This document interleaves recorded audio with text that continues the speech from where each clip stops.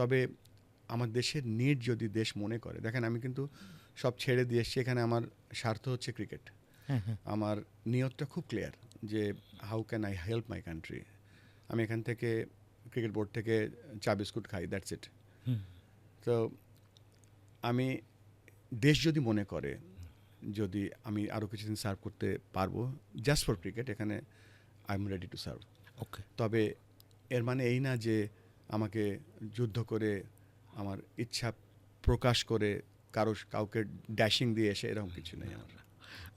এই জায়গাটায় আপনি যদিও সবসময় বোঝানোর চেষ্টা করেন না আমি খুব একটা স্যাক্রিফাইস করি নাই, মানে আপনার সব ইন্টারভিউতে আমি দেখি, কিন্তু আমি তো বুঝি যে আপনি কত স্যাক্রিফাইস করেছেন। একটা লোক, আপনি গত 30 বছরে সম্ভবত 5 স্টার কোয়ালিটির নিচে কোথাও রাত কাটান নাই, আপনার আইসিসি চাকরি টাকরি সব মিলে। আজকে আপনি সামান্য কিছু লোকের কথার জন্য একটা সস্তা ভাড়া বাসায় উঠে গেছেন। আমার এইটা নিয়েও আপনার উপর একটু রাগ আছে যে আপনি এইসব কথায় কথায় গুরুত্ব দেন কেন।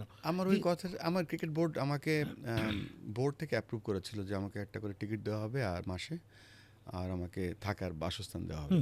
তো আমি যখন খবরের কাগজে পড়লাম ওটা কোনো এক জায়গায়, তখন আমি শুতে পারছিলাম না ওই বিছানায়। দেখেন আইসিসি বা এসএসসির লাইফস্টাইলটা 5 স্টার লাইফস্টাইল, মনে করেন যে টপ ক্লাস। আমাদের যে কর্পোরেট ক্রেডিট কার্ড দেওয়া হতো, এটা আনবিলিভেবল। তারপর যখন there is no limit some extent, তো ওটা ধরেন ওগুলো করলে তো ক্রিকেট হবে না। সো আমার ফোকাস একটাই এখন। দেখেন আমি 57 অলরেডি, এখন জানি না কতদিন বাঁচবো, কিন্তু ক্রিকেটটা, এই দেশের ক্রিকেট আমাকে সব দিয়েছে। আজকে যা কিছু পেয়েছি এই দেশের ক্রিকেট। তো সো আমি সবসময় বলতাম যে মাস্ট সামথিং গিভ ব্যাক, আমার দেশকে ফিরিয়ে দিতে হবে সব। তো ফিরিয়ে দেওয়ার সময় তো একটু স্ট্রাগল করতেই হবে। না, তার মানে আপনি এইসব কথায় গুরুত্ব দিয়ে 10,000 টাকার একটা বাসায় উঠে যাবেন না? 10-12 হাজার টাকা এটা পার্সোনাল ব্যাপার, এখানে না আলোচনা করে যে যেখানে আনন্দ পায়। তবে এটাও ঠিক যে ফোকাস তো একটা, আপনি যখন যুদ্ধে যাচ্ছেন বা একটা কাজ করছেন, তখন আপনি যদি ডাইনে বামে তাকান তাহলে কেমন হবে? Let's do the work first. Bulbul ভাই, একটা জিনিস, আমি এইখানেই এই নির্বাচনী আপনার শেষ হবে না 10 বছর পরে শেষ হবে সে কথায় যেতে চাই না। আমি শুধু বলতে চাই যে আপনি সজ্ঞানে বাংলাদেশের ক্রিকেট স্ট্রাকচার এবং ক্রিকেটকে আসলে কোথায় দেখতে চান, মানে সে কী বলবো, মানে জ্ঞান থাকা অবস্থায় এখানে দেখে যেতে চাই। আমি আসলে তো একটা ক্রিকেট খেলা আমাদের শুরু হয়েছে পাকিস্তান আমল থেকে। 71-এর পর আমরা নতুন দেশ পেয়েছি এবং আজীবন আমরা বাংলাদেশ নিয়ে ক্রিকেট নিয়ে এগিয়ে যাব। একটা ক্ষুদ্র সময়ের জন্য এই কাজটা পেয়েছি। পূর্বে যারা কাজ করেছে, আমি কিছু করব, তারপরে সামনে আবার কাজ হবে।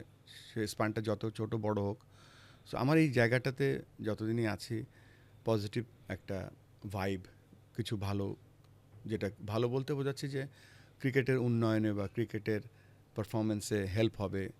দেখেন ক্রিকেট বোর্ড কিন্তু খালি ক্রিকেট খেলে না, ক্রিকেট বোর্ড ফরেন মানি ইনকাম করে। বাংলাদেশ ক্রিকেট বোর্ড কিন্তু বাংলাদেশের কোনো সাহায্য লাগে না। বাংলাদেশের ক্রিকেট সেখানে আমরা ফরেন মানি ইনকাম করছি, আমরা জব ট্যাক্স দেন, প্লাস আমরা জব জেনারেট করছি, আমরা এমপ্লয়মেন্ট জেনারেট করছি, আমরা দেশের ক্রিকেটে দেশের যে বাংলাদেশের মানুষের ভালোবাসাটা ক্যারি করছি, এটা সবথেকে বড় কথা। সো আমি জানি না কোথায় রেখে যেতে পারবো, যতদিন কাজ করব সৎভাবে। ক্রিকেটের প্রত্যেকটি সেক্টরে কাজ করার ইচ্ছা আছে। আর যেই কাজটা করতে এখানে এসেছি, যে আমি বলেছি যে 30 তারিখে যেদিন আমি প্রেসিডেন্ট হলাম, 30 তারিখে বাসায় গিয়েছি বা হোটেলে ছিলাম, 12টার সময় হোটেলে গিয়েছি, সারা রাত জেগেছিলাম, 6টার সময় আমার চার্টার নিয়ে আমি নেমেছি রুম থেকে। সো সেটা এখন ডেলিভারি করছি এবং ইটস গোয়িং আলহামদুলিল্লাহ ওয়েল। খেলা মানে হাসি, খেলা মানে কান্না। বিয়ন্ড দ্য গেম, খেলার চেয়ে বেশি কিছু।